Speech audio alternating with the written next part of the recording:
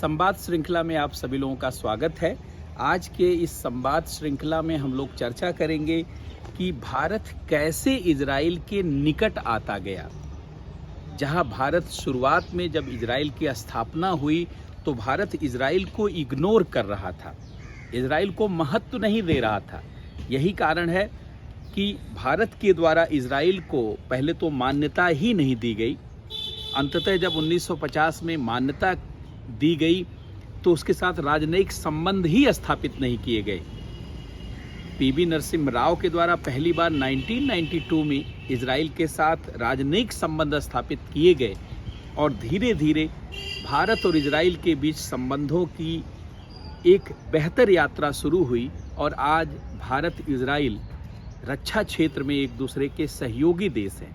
और आज जब आपने देखा कि हमास के द्वारा इजराइल के निर्दोष नागरिकों के ऊपर बर्बरता क्रूरता के साथ हमला किया गया और 1200 से अभी तक ज्ञात आंकड़े के अनुसार 1200 से अधिक इजराइल मारे गए और लगभग 3 से 4 हज़ार इजरायली नागरिक घायल हुए हैं, तो ऐसे में भारत सीधे इजराइल को समर्थन दे रहा है, क्योंकि भारत आतंकवाद को कहीं से भी सपोर्ट नहीं कर सकता, क्योंकि भारत आतंकवाद का पीड़ित रहा है।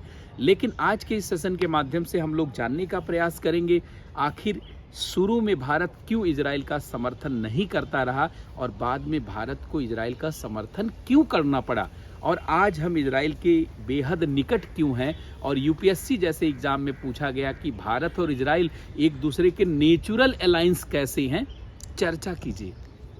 प्राकृतिक सहयोगी देश कैसे हैं, ये चर्चा कीजिए। ये सवाल यूपीएससी ने पूछा और वो भी आज नहीं पूछा, ये क्वेश्चन 2013 में पूछा, जब जानते कांग्रेस का शासन था। कई लोगों का कहना है कि राष्ट्रवादी सरकार आ गई है, बीजेपी सरकार आ गई है, इसलिए इजराइल के साथ संबंधों की स्थापना कर रहे हैं। ऐसी बात नहीं है। इजराइल के साथ संबंधों की स्थापना, एवं राजनयिक संबंधों की स्थापना पीवी नरसिम्हा राव की सरकार के द्वारा की गई। वो कांग्रेस की सरकार थी और कांग्रेस की सरकार ने ही इजराइल के साथ संबंधों के विस्तार को बढ़ावा दिया। एक चीज हमेशा ध्यान रखिए कि कभी भी विदेशी नीति में कोई भी सरकार अलग स्टेप नहीं लेती। विदेशी नीति का उद्देश्य होता है राष्ट्रीय हितों को पूरा करना, नेशनल इंटरेस्ट के अनुसार काम करना। चाहे कोई भी सरकार आए, वो देश के हितों के अनुसार ही दूसरे देशों के साथ संबंधों को स्थापित करती है। मतलब हमारे देश में भले राजनैतिक रूप से वैचारिक विविधता रही है और राजनैतिक रूप से मतभेद भी रहा है, आंतरिक मामलों में कई बार अलग अलग नीतियां भी रही हैं, लेकिन विदेशी मामले में कोई भी सरकार आती रही उसी निरंतरता को फॉलो करती रही, जो निरंतरता चलती रही। किसी ने भी पैटर्न को तोड़ा नहीं, क्योंकि भारत का हित सनातन है और सभी पार्टियां देश के हित को ध्यान में रखती हैं। और चूंकि सारी व्यवस्था प्रशासनिक अधिकारियों के द्वारा चलाई जाती है और प्रशासनिक अधिकारी गहराई से समझते हैं कि संविधान के आदर्शों उद्देश्यों को कैसे स्थापित करना। खैर कोई बात नहीं, इस पर हम लोग कभी बाद में चर्चा करेंगे। लेकिन आज का ये सेशन है कि भारत कैसे इजराइल के निकट आता गया, आखिर क्या परिस्थितियां बनी। आप सभी लोग जानते होंगे कि जहां आज इजराइल बना है, इसी क्षेत्र में ही यहूदी रहा करते थे। 71वीं ईस्वी 71 ईस्वी से पहले यहूदी यहीं पर रहते थे, यही उनका देश था। लेकिन 71वीं सदी में रोमन यहूदी युद्ध हुआ और इसमें रोमन जीत गए। यहूदियों को अपने क्षेत्र से बेदखल होना पड़ा। यहूदी अपने मातृभूमि से बाहर कर दिए गए। लेकिन आपने बहुत सारी कहानियां पढ़ी होंगी, यहूदी अपने मातृभूमि से बड़ा जुड़ाव रखते थे। कहा जाता है कि यहूदियों के पूर्वजों ने, पुरखों ने हमेशा अपने दिल में यरूशलेम और इजराइल की उस भूमि को संजोए रखा। जब कभी यूरोप में वो अपने घरों में बैठते थे तो यरूशलेम की तरफ हो करके प्रणाम करते थे, सर झुकाते थे। अपना कोई भी पर्व जब मनाते थे तो हमेशा जानते हैं रोते थे कि कब उन्हें यरूशलेम कब प्राप्त होगा, कब उनका यहूदी राज्य बनेगा। और हमेशा जानते हैं अपनी पीढ़ियों को सिखाते गए कि हे यहूदी बच्चों, अंततः एक दिन यहूदी राज्य कायम करना है। और अंततः पहले विश्व युद्ध के बाद ऐसी दशा बनी कि यहूदी फिलिस्तीन की तरफ मूव करने लगे, बहुत अधिक संख्या में आने लगे। और तब यहूदियों की बाढ़ आ गई जब जर्मनी में हिटलर शासन में आया। क्योंकि हिटलर यहूदी विरोधी था, यहूदियों से नफरत करता था और अनेक समस्याओं के लिए यहूदियों को जिम्मेदार मानता था। इसलिए 1933 से लेकर 1940 के बीच में जब हिटलर ने यहूदियों के ऊपर बहुत ज्यादती की, बहुत नरसंहार किया, तो बहुत भारी संख्या में न केवल जर्मनी से बल्कि पूरे यूरोप, अमेरिका से भी यहूदी फिलिस्तीन की तरफ आने लगे। और 1940 की बात मैं बता रहा हूँ, फिलिस्तीन की कुल आबादी का 50% से अधिक आबादी यहूदियों की हो गई थी। द्वितीय विश्व युद्ध से पहले 1937 में ब्रिटेन के द्वारा पील कमीशन बनाया गया ताकि यहूदियों के लिए एक अलग राज्य स्थापित किया जा सके, फिलिस्तीनियों के लिए अलग राज्य। पील कमीशन ने प्रस्ताव भी रखा कि 2 राज्य बनाया जाए, 2 देश बनाया जाए, एक फिलिस्तीन और एक इजराइल। लेकिन अरब के देशों ने इस प्रस्ताव को मानने से इनकार कर दिया। अंततः फिर द्वितीय विश्व युद्ध हुआ। और द्वितीय विश्व युद्ध के बाद जो यूरोप में शक्ति का केंद्र था लंदन में, वो यूरोप से शिफ्ट होकर के चला गया यूएसए की तरफ, वो चला गया न्यूयॉर्क और वाशिंगटन की तरफ। और 1945 के बाद अमेरिका ही पूरी दुनिया के चीज़ों को निर्धारित करने लगा था। संयुक्त राष्ट्र की स्थापना वहीं हो गई, वर्ल्ड बैंक, IMF वहीं हो गया। तो ऐसे में जानते शक्ति की धुरी बन गया। तो 1945 के बाद, मतलब द्वितीय विश्व युद्ध के बाद, अंततः ब्रिटेन और अमेरिका के विशेष प्रयास से संयुक्त राष्ट्र के नेतृत्व में 1948 में इजरायली राज्य अस्तित्व में आया। मतलब इजराइल एक देश बना। जैसे ही इजराइल देश बना, अरब के देशों को यह लगने लगा कि यह उसके लिए ठीक नहीं है। कई देशों ने मिलकर जॉर्डन, सीरिया, मिस्र, सऊदी अरब, इराक, सब लोगों ने अटैक कर दिया इजराइल के ऊपर। खैर इजराइल लड़ता रहा। जैसे लोगों ने चुनौतियां पेश करना शुरू किया, इजराइल उतना मजबूत होना शुरू किया। तो इजराइल लड़ता रहा, अपने अस्तित्व को बचाता रहा। और यहीं से उसकी यात्रा शुरू हुई। जब इजराइल बना 1948 में, तो भारत की जो उस समय सरकार थी नेहरू जी के नेतृत्व में, उसने इजराइल को मान्यता नहीं दी और इजराइल के विरुद्ध संयुक्त राष्ट्र में प्रस्ताव में वोट दिया। आप सभी लोग जानते होंगे कि बहुत प्रसिद्ध वैज्ञानिक अल्बर्ट आइंस्टीन थे, जो स्वयं भी यहूदी थे और यहूदी होने के नाते ही उनको भी मारकर भगाया गया था जर्मनी से। अल्बर्ट आइंस्टीन ने एक पत्र लिखा नेहरू जी को। उन्होंने कहा, प्रिय नेहरू जी, आप अवगत होंगे कि यहूदियों के ऊपर घनघोर जुल्म होता रहा है। यहूदी हर जगह से बेदखल कर दिए गए हैं। उनकी कोई अपनी जगह नहीं, अपनी मातृभूमि नहीं। उनकी अपनी मातृभूमि की जगह फिलिस्तीन में भी उन्हें नहीं रहने दिया गया। लेकिन यहूदियों के प्रयास से और अंततः संयुक्त राष्ट्र के समर्थन से एक इजरायली राज्य अस्तित्व में आया है। आप इजराइल का समर्थन करके यहूदियों को समर्थन दीजिए और मानवता में जो यहूदियों के लिए अत्याचार किया गया है, उस मानवीय भावना को समझते हुए आप अपने समर्थन को व्यक्त कीजिए, क्योंकि आप स्वयं मुक्ति आंदोलन, राष्ट्रीय आंदोलन के अगुआ रहे हैं। भारत के स्वतंत्रता में आपने भूमिका निभाई। आइंस्टीन ने नेहरू का पत्र पढ़ा, लेकिन नेहरू जी की प्रतिक्रिया बहुत अच्छी नहीं रही। अगर यहूदियों के संदर्भ में कहा जाए, भारत के संदर्भ में तो उन्होंने उस समय के अनुसार डिसीजन लिया होगा, लेकिन नेहरू जी ने कहा कि प्रिय आइंस्टीन, मैं यहूदियों से बहुत सहानुभूति रखता हूँ, लेकिन मैं अरब के लोगों से भी सहानुभूति रखता हूँ। अब नेहरू जी को ये लिखने की क्या जरूरत थी, लेकिन उन्होंने यहूदियों से सहानुभूति रखता हूँ, अरब के लोगों से भी सहानुभूति रखता हूँ। फिर तीसरे लाइन में कहते हैं कि यहूदियों ने शानदार काम किया है और फिलिस्तीन के क्षेत्र के लोगों के जीवन स्तर को बढ़ाने में भूमिका निभाई, क्योंकि यहूदी हमेशा उद्योगों में, उद्योग धंधों में, व्यवसाय में, उन्होंने कहा कि फिलिस्तीन के लोगों के जीवन स्तर को बढ़ाने में भी जानते हैं बड़ी भूमिका निभाई है। लेकिन क्या कारण है कि यहूदी अरब के लोगों का दिल जीत नहीं पाए? इसलिए मैं इजराइल को समर्थन नहीं दे सकता। अर्थात नेहरू जी ने अरब के चश्मे से, मतलब अरब के एक तरीके से हितों को ध्यान में रखते हुए इस संबंध को देखने का प्रयास किया। क्यों किया ऐसा? क्योंकि आप जानते होंगे कि अरब के साथ भारत का संबंध शुरू में थोड़ा बेहतर था और पेट्रोलियम की हमें हमेशा ज़रूरत थी, और भारत के बहुत सारे लोग जो है अरब के देशों में काम करते थे।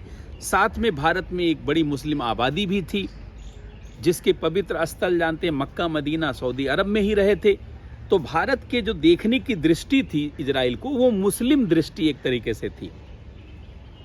अर्थात हम देख रहे थे कि मुस्लिम हितों को कहीं ये प्रभावित तो नहीं कर। अच्छा, चूंकि भारत में यहूदी बहुत कम थे, 2-3 हज़ार थे, आज भी 3 हज़ार से ज़्यादा नहीं है, तो हमने सोचा कि ये हमारे नागरिक नहीं हैं, इनको हम ध्यान में क्यों रखें। यद्यपि नेहरू जी अंतर्राष्ट्रीय स्तर पर लोकतंत्र, मानवतावाद, मानव अधिकार, रंग भेद, भेद, इस सब का विरोध करते थे, लेकिन यहूदियों के मामले में नेहरू जी का इस प्रकार का विचार नहीं दिखाई पड़ा, जिससे यहूदी बड़े दुखी भी रहे। खैर, बाद में पश्चिमी देशों का थोड़ा बहुत दबाव रहा तो भारत ने इजराइल को मान्यता तो दे दिया 1950 में, लेकिन भारत ने इजराइल से राजनयिक संबंध स्थापित नहीं किए। और भारत हमेशा अरब के देशों के चश्मे से ही इजराइल को देखता रहा। सऊदी अरब के चश्मे से, जॉर्डन के चश्मे से, ओमान के चश्मे से, यमन के चश्मे से, यूएई के चश्मे से, मिस्र के चश्मे से, सीरिया के चश्मे से, लेकिन अंततः यही अरब के देशों ने धोखा दिया, छुरा भोंका भारत के पीठ में। आप कहेंगे वो कैसे? यही अरब के देश, हम इनको सपोर्ट करते रहे, हम इजराइल को मान्यता इसलिए नहीं देते रहे क्योंकि अरब के देश नाराज हो जाएंगे, लेकिन अरब के देश पाकिस्तान को सपोर्ट करते रहे। कश्मीर का मुद्दा हमेशा संयुक्त राष्ट्र में उठाते रहे, और अरब के देश हमेशा ये कहते रहे कि भारत कश्मीर में जाति कर रहा है, मानवाधिकार का उल्लंघन कर रहा है, जुल्म कर रहा है, और कश्मीर असली रूप में पाकिस्तान का भाग है। इस तरीके की जो अरब के देशों का रवैया था वो भारत को दुखी करता था। ऐसे अरब के देश से हम लोग पेट्रोलियम मंगाते थे, बहुत सारा बदले में हम उनको अनाज भेजते थे, सारी सब कुछ चीज़ें थी, लेकिन जब भी कोई मुद्दा भारत पाकिस्तान के बीच का आता तो अरब के देश कभी भारत के साथ खड़े नहीं होते थे। आज की परिस्थिति अलग, आज यूएई हमारे साथ है, आज ओमान भी जानते हमारे साथ है, थोड़ा बहुत सऊदी अरब भी हमारे तरफ झुकाव रखता है, यद्यपि अभी देखा जाए तो उधर ही मुड़ जाता है। कुछ देश और भी जानते हैं हमारे साथ आने के लिए तैयार रहते हैं, लेकिन उस समय जानते हैं, आज भी खैर बड़े मुश्किल होता है जब ओआईसी की बैठक होती है, ऑर्गेनाइजेशन ऑफ इस्लामिक कोऑपरेशन, तो वो हमेशा पाकिस्तान का पक्ष लेते हैं और कश्मीर का प्रस्ताव पारित करते हैं। देखा नहीं आपने, टर्की का राष्ट्रपति अर्दोगन ने इस साल भी कश्मीर का मुद्दा उठाया। तो भारत बड़ा पजल्ड हो गया कि इतना हम इसका ध्यान रखते हैं, इजराइल को मान्यता तक नहीं दिए, देरी किए, उसमें राजनयिक संबंध नहीं स्थापित किए, ये लोग कितना निष्ठुर हैं। और एक पक्षी खाली इस मुद्दे पर पाकिस्तान के साथ चले जाते हैं। पाकिस्तान मुसलमानों का देश है, मुस्लिम कंट्री, इस्लामिक कंट्री है, मतलब इनका चश्मा हमेशा ऐसे ही रहेगा। और चूंकि पीवी नरसिम्हा राव भारत के 2 बार विदेश मंत्री रहे थे, बड़े अनुभवी नेता थे कांग्रेस के, वो व्यक्ति कभी भी जानते हैं वोट की राजनीति के आधार पर उसने नहीं कभी सोचा, उसने भारत को कैसे बेहतर किया जाए हमेशा वैसा निर्णय लिया। जब आर्थिक सुधारों का निर्णय लिया जा रहा था तो कांग्रेस पार्टी में बहुत सारे लोगों ने विरोध किया कि आर्थिक सुधारों के निर्णय से भारत तो बेहतर हो जाएगा लेकिन पार्टी प्रभावित हो जाएगी। लेकिन पीवी नरसिम्हा राव ने हमेशा राष्ट्र के लिए, देश के लिए निर्णय लिया। आज अगर आप हमसे पूछेंगे कि भारत के सभी प्रधानमंत्रियों में सबसे अच्छा प्रधानमंत्री कौन रहा है, पीवी नरसिम्हा राव, जिसने भारत में आर्थिक सुधार न केवल शुरू किए बल्कि बहुत सारे ऐसे निर्णय लिए जो परंपरागत निर्णय नहीं कहे जा सकते, जो बिल्कुल अलग। और आज जो लोगों का जीवन बेहतर है, खासकर कमजोर वर्गों का, वंचित वर्गों का, महिलाओं का, बच्चों का, बुजुर्गों का, दिव्यांगों का, SC ST का, OBC का, वो बेहतर जीवन करने में पीवी नरसिम्हा राव की ही भूमिका रही। अगर ना बाजार आता, ना उत्पादन बढ़ता, ना सुविधाएं बढ़ती, ना सबको मिलती। आज सबके पास कपड़े हैं, सबके पास चप्पल है, सबके पास जूते हैं, बाइक है, घर में सुविधाएं। ये हमारे बचपन में जानते लोगों के पास चप्पल तक नहीं होते थे। पूरी क्लास में जानते लोग जो स्कूल आते थे सब नंगे पैर। या आश्चर्य तो होता था, टीचर भी नंगे पैर आते थे बहुत सारे, क्योंकि जब कोई वस्तु है नहीं तो मिलेगी कैसे आपको। आर्थिक सुधारों ने ये सब सुविधा। तो अंततः 1992 में पीवी नरसिम्हा राव ने निर्णय लिया कि इजराइल के साथ राजनयिक संबंध स्थापित होंगे, डिप्लोमेटिक रिलेशन होंगे। हमने वहां दूतावास खोला, उन्होंने हमारे यहाँ दूतावास खोला और होने लगा इंटरेक्शन। यद्यपि उनके ऊपर भी दबाव था तो वो भी बहुत खुले मन से तो नहीं कर पा रहे थे सारा काम, लेकिन उन्होंने इजराइल के साथ संबंधों को विस्तार दिया। आगे चल करके जन मोर्चा की सरकार आई, देवगौड़ा की सरकार आई, गुजराल भी बहुत बुद्धिमान थे। यद्यपि वो समाजवादी नेता थे, लेकिन जानते हैं वो भारत को लेकर के बड़ा चिंतित, तो उन्होंने भी उस संबंध को विस्तार दिया। अंततः अटल बिहारी वाजपेयी की सरकार आई, उसने भी संबंधों को विस्तार दिया। और पहली बार जानते हैं 2003 में इजराइल के प्रधानमंत्री भारत आए। फिर मनमोहन सिंह की सरकार आई। मनमोहन सिंह की सरकार ने इजराइल के साथ संबंध को बहुत तेजी से विस्तार दिया। मनमोहन सरकार यूपीए 1 और 2 ने बहुत व्यवहारिक निर्णय लिया। और अंततः आप जानते हैं 2005 में भारत इजराइल के बेहद निकट आ गया। मनमोहन सिंह सरकार के द्वारा अमेरिका के साथ 123 एग्रीमेंट किया गया, सिविल न्यूक्लियर डील की गई। 2008 में आप जानते होंगे संसद में उसको लेकर के बहस भी हुई थी। और अमेरिका के, आप जानते हैं भारत अमेरिका के निकट कैसे आया? यहूदी लॉबी के कारण। अमेरिका में यहूदी लॉबी बहुत सशक्त है। व्हाइट हाउस में जो भी शासन में आता है वो यहूदी लॉबी को इग्नोर नहीं कर सकता। और उसी यहूदी लॉबी के दबाव में ही अमेरिका ने भारत के साथ अपने संबंध बनाए हैं, विकसित किए हैं। और भारत को टेक्नोलॉजी में सपोर्ट, आर्थिक संबंधों का विस्तार, तमाम तरीके का जानते हैं, वर्ल्ड बैंक, IMF में हमको सपोर्ट, ये यहूदी लॉबी के नाते। इसीलिए मनमोहन सरकार ने इजराइल के साथ संबंधों को बहुत विस्तार दिया।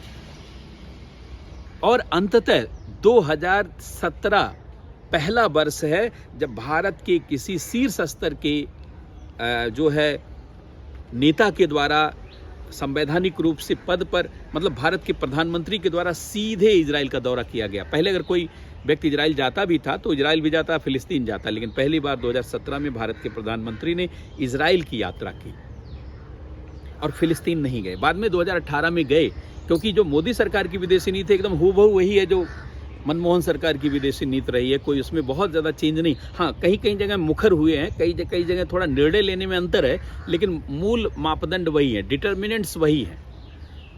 और आज जब आपने देखा कि 7 अक्टूबर 2023 को हमास ने इजराइल के ऊपर अटैक किया, तो भारत ने सीधे जो है इजराइल को समर्थन देने के लिए घोषणा की। और अभी आपने देखा होगा कल इजराइल के प्रधानमंत्री बेंजामिन नेतन्याहू ने प्रधानमंत्री से बात की, चर्चा किया।